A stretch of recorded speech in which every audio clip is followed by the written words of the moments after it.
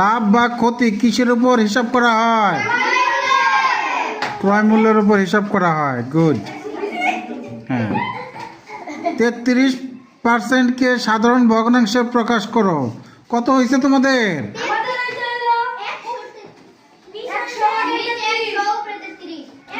হর 100, লব 33। আচ্ছা, ধন্যবাদ। 5/3 শতকরায় প্রকাশ করো। কত হয়েছে?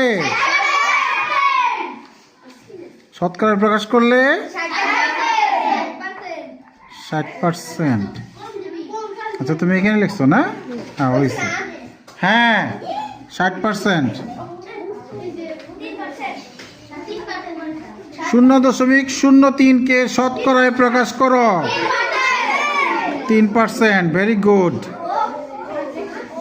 কিভাবে হইলো এটা?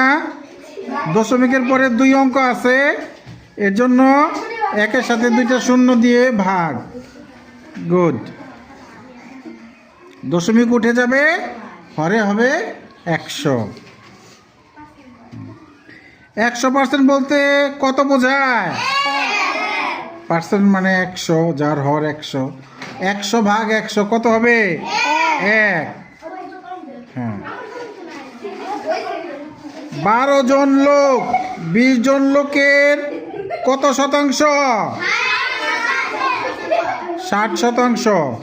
তাহলে 12 উপরে, হ্যাঁ, লবে 12, হরে 20। 5 দিয়ে গুণ করলে 100 হয়ে যায় হর। হরলোকে 5 দিয়ে গুণ করলে তাহলে 60%।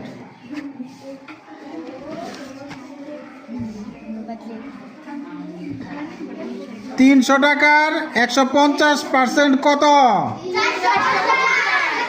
450। তাহলে পার্সেন্ট উঠে কি হবে নিচে? 100। 100 দিয়ে 300 ভাগ করলে 3। 3 দিয়ে 150কে গুণ করলে 450। কত গ্রামের 56% হলো 42 গ্রাম? 75। বাহ, এটা মূলত হলো 42কে 56% দিয়ে ভাগ। 42কে 56% দিয়ে ভাগ। তাহলে 42 যদি উল্টে দিয়ে 100 উপরে যাবে, নিচে 56। ঠিক আছে?